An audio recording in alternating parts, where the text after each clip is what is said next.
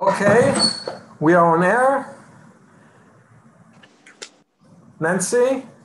Hi, good evening. How are you, Zvi? I'm fine. So happy to see you again. And happy to be here, and thank you for inviting me to your virtual sukkah, and happy Sukkot to you all. Yes, happy Sukkot, Chag Sameach, Moadim Shana Tova. And I'm very happy to host you here in this virtual Sukkot. Thank you. How I say the right name? Kduri, how you pronounce it? It's from in English we say Kiduri, yes. And in Arabic Khuduri, the Iraqi accent, the pronunciation. Accent. Yeah. You know, I born in Ramat Gan. Was born in Ramat Gan, so the Iraqi accent is quite familiar for me. That's good to know. Friends and their parents. So who is the Jewish representative in the General Assembly of Bahrain. Welcome, Nancy, to our virtual Sukkah. I feel like Yemot HaMashiach, you know, when the Messiah is coming, that we can talk like that, surround us, people from Israel listening, as you know, something that is on a daily basis. These are historic times for our nation. We have a peace agreement with Bahrain and the Emirates that is a great influence in the region, a great influence in Israel, and a great expectation from the Israeli audience, Israeli publics. And I'm very grateful that we were able to find time to have this conversation. I hope that the next time we meet will be in Jerusalem. You know, thank you. More than happy to invite you to visit us and see Jerusalem, Tel Aviv, and all of Israel. Most kind of you, and I also look forward to welcoming you and all my counterparts as well to the Kingdom of Bahrain in the not too distant future. Thanks. So to get things started, a lot of our viewers are meeting you today, I think, for the first time. I think it's first time to meet someone from Bahrain. And can you tell us a bit about yourself? You have an amazing story. I heard it, but I'm sure that our viewers want also to know a little bit about you. Thank you for your question. Well, I am a Bahraini of the Jewish faith. I attended the Sacred Heart School, which was a Roman Catholic convent school. And I went to London for my higher education, and I have a law degree. I'm also the author of a book entitled From Our Beginning to Present Day. This was the first edition, around 120 pages. And this is the revised and updated edition, which was like over 675 pages. You can see the volume. This was published in 2008. And it's all about the history of the Jewish community of Bahrain. And with the help of all our, Muslim and Christian friends, I was able to have a lot of photographs and more to add to the richness of our history. And it was a great privilege for me to be appointed by His Majesty in the year 2010 to serve as a member of the Shura Consultative Council. It is one of our chambers in our National Assembly. And I was also reappointed in 2014 and 2018. And I continue to serve in the Foreign Affairs, Defense, and National Security Committee. And I was elected unopposed on more than one occasion to be a deputy chairperson of this committee. And currently I serve in two committees, the other one being the Youth Affairs Committee. And I was also appointed as a member of the Coordination Committee of the Supreme Council for Women a couple of years ago for downstreaming women's needs into the economic development of society. And I was also appointed as a member of the Supreme Coordination Committee for Inter-Civilization Dialogue, which coordinated at the time a very high-ranking conference held under the patronage of His Majesty. And the theme of the Inter-Civ Dialogue was all civilizations in the service of humanity. And of course, during my free time, my many hobbies, and one of the matters very dear to my heart is I take pride in spending time with children suffering from the challenges of disability. And I continually actively support the annual children's summer camp called Bahrain for All. But sadly this year, due to the coronavirus pandemic, many events had to be canceled. So that's a brief about who I am. So great. First of all, we are also colleagues in the Foreign Affairs and Defense Committee, and I'm happy to share your views on that topic, later on. But here on the public, can you share with us, I can maybe say this as your experience as a double minority, as a woman, as a political figure. So it's very rare, and it's very interesting to hear about that. You mean as a Bahraini woman in Bahrain, as a Jewish woman here, or I mean about the community in general? Oh, first of all, as a woman. As we know in Israel, it's not so easy to be a woman and in the political arena. We had, our Prime Minister, late Prime Minister Golda Meir, but this is very difficult. And let's hear how is in Bahrain. Thank you. Well, I mean, for myself personally, I never found it to be out of the norm. My Jewish tradition was always taught at home to me by my parents, grandparents. And as a woman of the Jewish faith, I've always been highly respected in my country. I have many friends who accepted me as I am. Being of the Jewish faith never posed any problem, or we never really saw the difference. We're all human beings. And I'm quite blessed with equal opportunity. My country, under our constitution, offers equal opportunity for both male and female citizens. I was very privileged to publish a book, as I shared, as being a Jewish female also publishing a book. People said, "Oh, how can you publish?" I said, we have freedom of expression.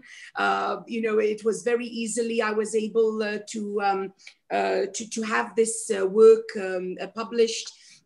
Also being appointed to the National Assembly was indeed a privilege, and to have work alongside my colleagues of the Christian and Muslim faiths. We work together as a family, implementing laws for the benefit of our country and people. And just like any ordinary citizen, really, Your Excellencies, regardless of our religious differences, just as I have rights that I can enjoy under the Constitution, I always remind myself of my duties and obligations to my country and leadership. That's great. So maybe you can add a bit more about the Bahraini Jewish community. How long has it been around for? Since many generations, Zvi.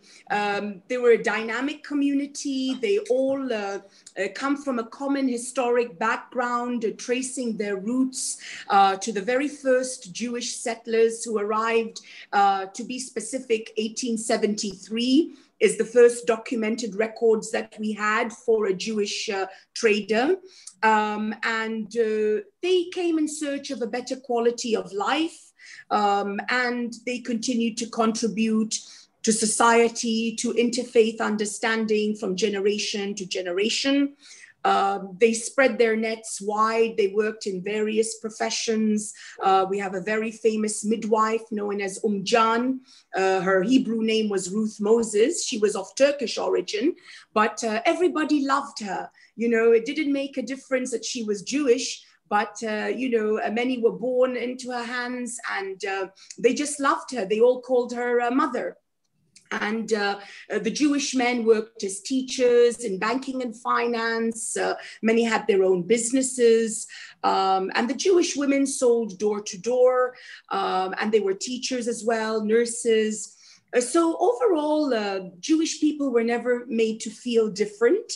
There was never any segregation. We always say how thankful we are, and we thank God every day, and we pray for our leadership because of their wisdom. They always embraced people of religious diversity, not only Jewish people. You have Christian, Hindu, Muslim, Baha'i, Sikh, all living together in the country. And how many people there is in the country? How many? People. Our population is around 1.5 million. Slightly over, but I mean, the Jewish community is like around less than 1%, you know, we're like a small number of individuals, resident families, but you have a lot of Jewish people traveling to and fro throughout the year as well. Some may not even choose to make their identity known. Some, if they do contact us as a community, or they're here for any particular festivals or anything, we know who they are, sort of. But a very important fact is that Jewish people were never expelled from Bahrain. As history documented very sad stories from other countries, you know, those who decided to leave left out of their own discretion. They sold their properties, they took their personal belongings, and Bahrain is known to have always respected religious diversity. And there is synagogues, for example, Sukkot, Rosh Hashanah, Yom Kippur, the community is coming to a synagogue, praying together. Well, Bahrain is known to be the only Gulf country to have an officially registered synagogue premises since 1930s. It was funded at the start by a very famous French pearl trader who came via Bahrain to India. And over the years, it was non-operational at the discretion of our community because we lacked minyan, the quorum for the prayer. And also it's in a very old part of town, so everyone is living in various areas. So it was difficult to keep it operational throughout the years. So everyone prayed at home. We conducted all our festivals at home. But to date, of course, the synagogue is being renovated. It may be turned into between synagogue cultural center. It's going to be maybe ready in a couple of months. And with respect to the cemetery, yes, the cemetery is there, well maintained. And thanks again to the leadership of the country, who always allocate land for communities, for their cemeteries, for their places of worship. So yes, we are very thankful here. I heard that in the Emirates, they are planning to build a huge synagogue together with a church and a mosque in one island. That's something that you heard about? I had read about it, yes. They were planning to have all the respective places of worship for the Abrahamic religions in one area. Yes, I did read about that. Yes, but that's in the near future. So maybe it's a good question, or we can hear from you a bit more about the region, about the Gulf area. And if you can give us a short overview about our, let's say, new friends, how you see the region, the Gulf, how things go on there, what is... you will see the future relationship with Israel. Maybe you can add a bit more details and what your thought, share with us your thought. Well, Well, to begin with, like the Arabian Gulf area, the Arabian Gulf countries comprise of the Kingdom of Saudi Arabia, the United Arab Emirates, the state of Kuwait, the state of Qatar, the Sultanate of Oman, and the Kingdom of Bahrain. And of course, once you start to travel to my country and to the region, you will find nationals who are very well educated, very friendly indigenous people, and who have very powerful businessmen in the region. So I think, you know, once with the, as we say, with the Jewish wisdom and the money here in the Arab region, I am sure the region can become as what we call, say, the Switzerland of the Middle East as well. But they're very friendly people. They respect highly all people of all faiths. Yes, and what is, you know, we are only starting our new phase in a relationship. It was quite a quiet relationship under the radar for many, many years between Bahrain and Israel. And now things change. And how you see, what was the reaction of the Bahrainian peoples for this news in the Middle East, that they wake up one morning and see there is a peace with Israel? What are the feelings and the what you heard from people, from you know, regular people, not only in the parliament and politicians, but on the streets? Nice question. I mean, indeed, 7 decades of lost opportunity is a long time, but we must remember that, you know, the state of Israel was never at war with the Gulf countries, and neither did it ever pose a threat to the Gulf region. And as the saying goes, everything happens in God's perfect timing. So whatever is written to happen will happen in Hashem's perfect will. So when we heard the news, of course, a lot of people, you know, expressed excitement, anticipating the future good that will flow through our countries. Yes, and there is some specific areas that you think people are expected that it will be collaboration between the countries? Definitely. I mean, mainly, I mean, there's going to be a cooperation, I'm sure, once the respective memoranda of understanding are signed between the competent counterparts. Definitely, I feel that there is opportunity in many sectors, and they will be sharing expertise and benefiting from each other in every area, I suppose. Yes, because, you know, what I think and what I see that Israel is a small country, also like Bahrain, but I think from our point of view, it's like the dream comes true, because, you know, we were in the last decades, or few decades, we established what we used to call the startup nation. And what I believe that in the next step, what we have to be and what we want to be is impact nation, not only startup, early stage technologies, you know, mainly focused on software. But I really believe that Israel can be relevant to the region, relevant with technology, with knowledge, with science, and try to together, you know, enhance region here. And I think this, you know, new agreements with the Bahrain and the Emirates is the first bridge, and we can do a lot of things together that both sides will be appreciated. What is your I agree with you. I agree with you, Your Excellency. And in fact, I just took note when you used the word the impact. And, it's a beautiful word that you said. You want to be an impact, nation, because I believe that, the world is always looking towards the Far East. But there is no reason why the Near East today cannot begin to become the resource center for the world. As you said, we make an impact, companies, manufacturing.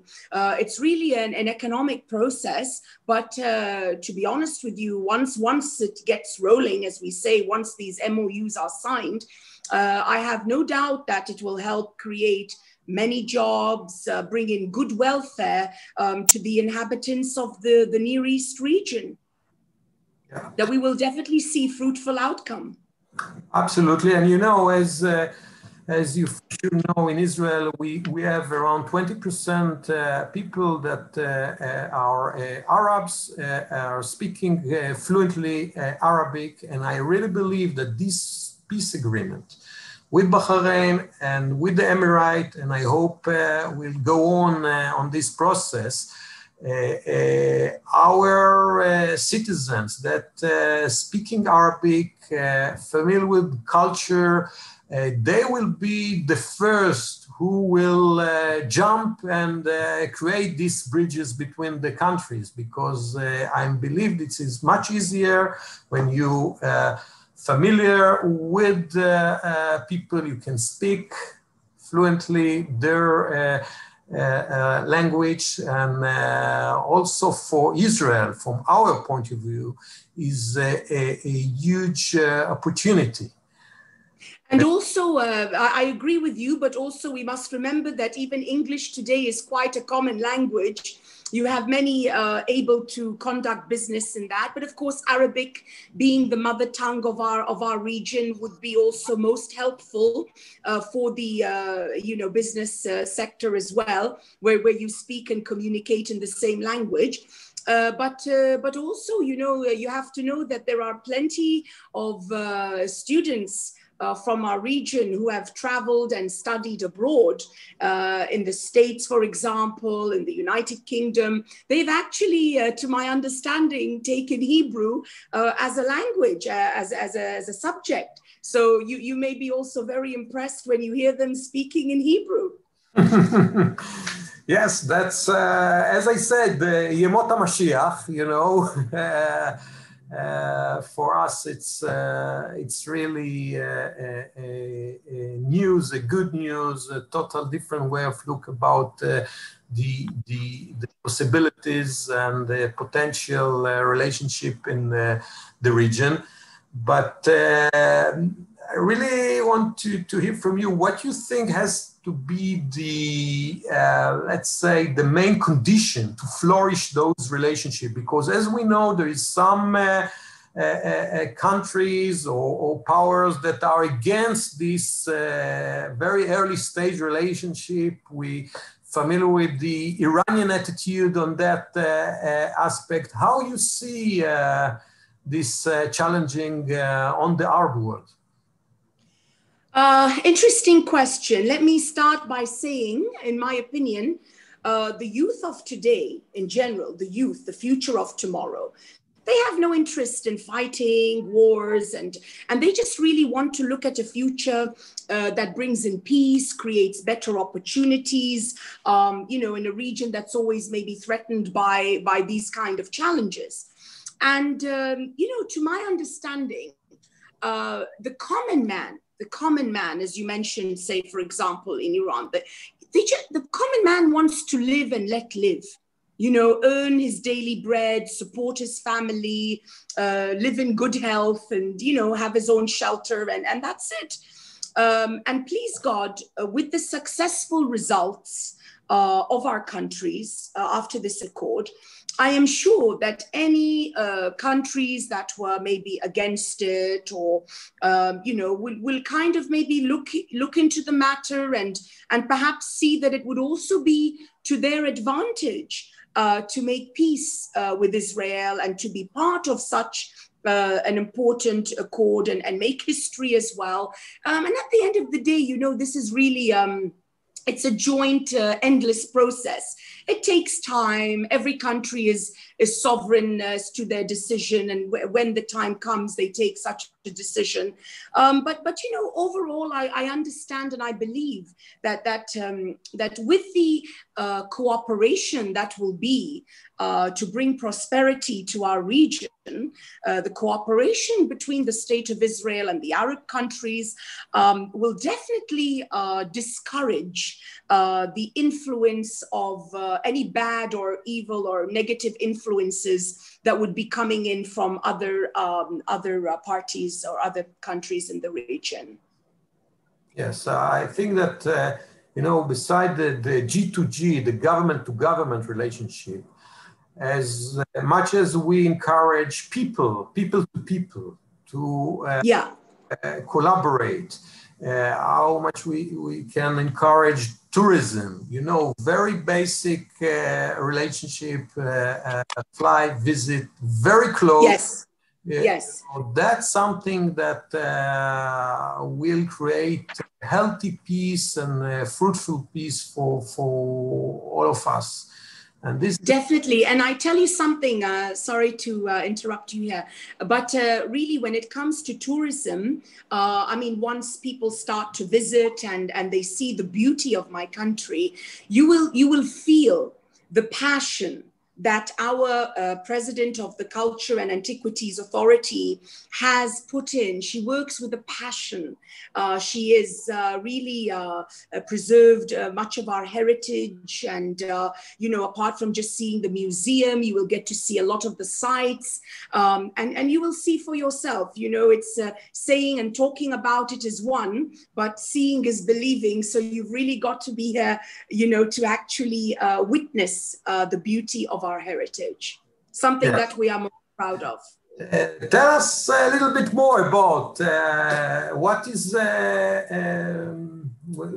if we will, you know, after the coronavirus period, we will, I hope, with direct flight to Bahrain, what we can see there. You can see many places. It depends on the individual visiting. For example, if you're visiting for business and investment opportunities, no doubt when you come with such delegations, you will be hosted by the competent authorities. They will give you a tour of the investment park and so much to see if it is exclusively for investment. But I would advise you know, even extra couple of days to get an opportunity to relax and tour the country as well further. If you're just coming for tourism, you have, as usual, the museum, you have the heart of the market area, the old trade, where there's a lot of deep-rooted culture, plenty to see. The Tree of Life is a very famous landmark that we have that is supposed to have survived for hundreds of years without any water, but there must be something underground because it survived for many, many years. And then you've got like the Formula One race, a Formula One Grand Prix is hosted in the racetrack. For those of you who are more adventurous, you've got skydiving, indoor skydiving. You have scuba diving and sailing. You know, we have a yacht club. There's so much to do. It depends on your personal preferences. And also you have the handicraft center to see our traditional basket weaving and how they used to make the traditional, you know, for the ladies, they wear what they call thob al-nashil, which is like very light material with gold embroidery that they wear, traditional. You get to see all our handicraft, boat building, you know, and various handicrafts, and camel farm. There's so much to see. There's so much to see. Also, I cannot wait, you know, but we look forward to welcoming you. back to earth and back to reality, and a bit about those days about the coronavirus pandemic. Can you share with us a bit about your situation in Bahrain on that? Well, I mean, no doubt the coronavirus has continued to pose like a global challenge for all the countries and the heads of state, really. I mean, there's not a country that's not really hit with this with this challenge and the strain of looking after the nation and ensuring everyone is protected. So, and I'm very, proud to have this opportunity to share a little bit about what I'd call our exemplary experience. From the very beginning, we had a national task force team chaired by His Royal Highness the Crown Prince. As we speak, they chaired a couple of days ago the 348th meeting. Maybe now as we speak, it's reached 350 because it's on the go every couple of days. Intensive meetings. Bahrain is one of the highest testing rates per capita, obtaining the acknowledgement of the World Health Organization for its professional reaction. And then, of course, in addition to the national task force team, we had a student evacuation plan, which was an excellent step to bring in all the students from abroad since the global spread. You're talking since January, February, March, this has been taking place. The facilities have been opening up in phases. Employees, of course, especially the women to begin with, the pregnant women especially were advised to work from home. The elderly and the women always had or were given first priority at the supermarkets. The field intensive care unit was set up in a record of 7 days. The community police were doing out many visits to make sure everybody was safe. And I must say, the Civil Service Bureau also announced an increase in the rate of the distance work. I think now it's up to 70% as a maximum for the government ministries. And I must say our government supported tremendously individuals, companies through a comprehensive economic stimulus package. I'm sure many governments the same, as much as you have your own, challenges with your economic deficits and whatever. Nonetheless, stimulus packages were put in force. Ours was around 11.4 billion. Our support fund was doubled to 530 million. $11.4 billion was the stimulus package, just to help soften the economic blow, and especially to the small, medium enterprises. Many laws were passed and directives, as we say. And also the government bore the burden of the salaries of the Bahraini workers in the private sector. And that came up to approximately 215 million dinars. And to ensure the stability and sustainability of the organizations, because the employers were having a lot of pressure. As well, Parliament and the executive authority were always in, talks and requesting government to maybe further their support. So everything was kind of like also extended by a further 3 months. And also the government bore the cost of electricity and water bills for the country. Also, the non-Bahrainis, the foreigners, healthcare here is free to the Bahrainis, but the foreigners were also exempted from any medical fees as well, which helped them in a great way, and they were very thankful. We have a semi-government organization called Temkeen. Temkeen is an Arabic word to mean enablement, and it offered grants to help the affected businesses who registered via the website. And I must not forget the Royal Humanitarian Foundation. They set up a relief fund. They used the platform of Fina Khair. It's an Arabic word meaning there is good in us. they managed to raise around $100 million to help widows, orphans, destitute families, families who face the death of a loved one due to the coronavirus, breadwinners who lost their, jobs, or, they were having really a hard impact. And then also the Central Bank of Bahrain increased its loan facilities to around $9.8 billion to allow debt installments to be deferred, extra credit to be extended. I tell you, the financial institutions were very good, postponing payment of installments of personal loans, credit card dues without incurring interest or fees for around 6 months. Also at the very beginning, also the Ministry of Labor, Social Development issued circulars ensuring disinfection, sterilization was also carried out in the workers' homes. And even in labor camps, where you have the poorer workers, the poorer paid workers, I tell you, even the guidelines, the regulations, helping them to understand what this pandemic and the seriousness of it, it was all, published in their language. So we had so many languages and leaflets being circulated or by social media to educate them as to this pandemic. And of course, schools were delayed a little bit by 2 weeks. Teachers were all swabbed, tested. Parents were given the option, you send your children to school or they study virtual from home. But I say it's truly, truly a challenge. And now I understand that, some countries have also reduced the time of the quarantine or the self-isolation. Yeah, that's what I want to ask you. To 10. Yeah. You cut it to 10 days, no? We did, yes. I mean, every so often after the task force committee studies and reviews cases, I mean, we did, yes.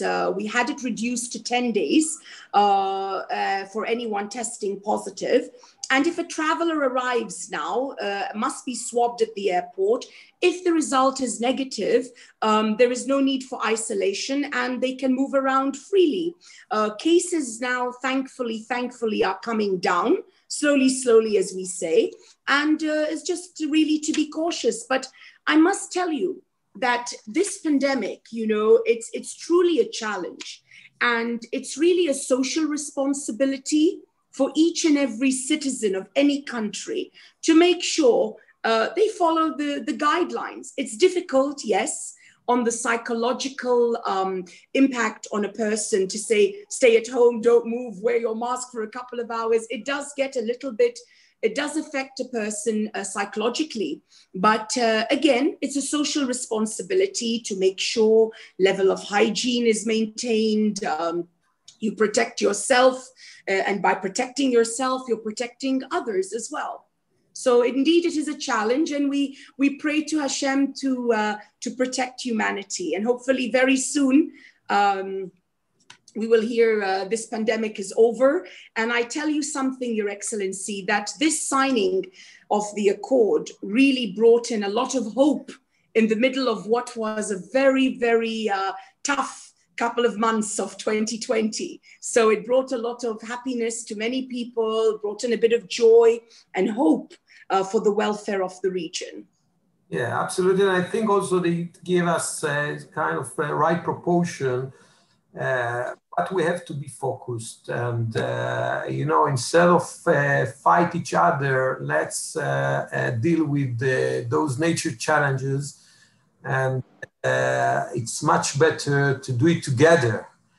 And I really hope that also in this issue, we can collaborate together. I hope that also some, we have some trials on the vaccine that I really hope that if it will find that it's work, we can share it with the Bahrainian people, with the others, with our friends in the region and all over the world. And that's something that show us that we all together have to think about the future of our children, and leave those fights and debates behind us, and try to look forward and not back to history. So, of course, Your Excellency, I mean, human life is very important. Judaism teaches us the importance of human life and how to save human life. And definitely, I mean, speaking of vaccine, we've had here, I mean, there are many people pro-vaccine, not so much for it, but I must tell you, we have around, to date, the number of volunteers for the local testing here for the vaccine has increased a lot. We started with 3,000, then it became 6,000. As we speak, I think yesterday or today, I understand it was around 7,200. So the number of volunteers are increasing. Everybody wants to be part of, finding some heroic solution to this pandemic. Yeah, great.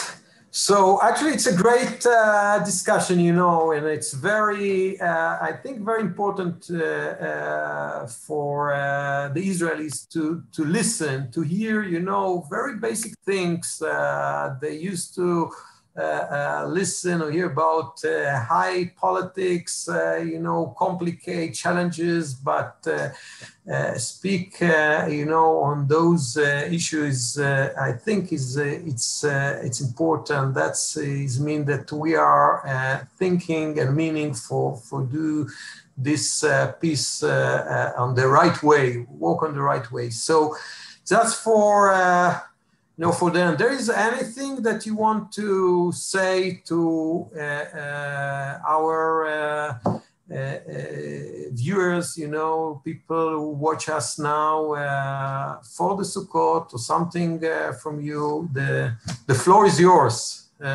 I appreciate this opportunity. I mean, I'm just waiting for your questions to be able to help clarify any queries, because at the end of the day, as you said, they are new to understanding and to knowing more about my country. But I do wish each and every one of you happy Sukkot and Hag Sameach, and always good blessings and good health for everyone. Thank you very much. And as I said, we hope to host you in Jerusalem, L'Shana Haba B'Yerushalayim, and I be more than happy to go on, with our discussion on the other topics that we spoke about. And again, thank you very much to join. Thank you. Ushpizum, we call it. Thank you. A virtual sukkah. Do I get a virtual pomegranate? Yeah, absolutely. And God bless you. Thank you very much. God bless you too. Thank you so much. Happy Sukkot. All the best. Thank you. ותודה רבה לכל מי שהיה איתנו. מחר אנחנו נארח את האלוף גרשון הכהן ב8:30, וביום חמישי נשמח לארח את דני דיין, ונשמח אם תהיו איתי גם מחר וגם מחרתיים. חג שמח, שנה טובה. שנה טובה. Thank you.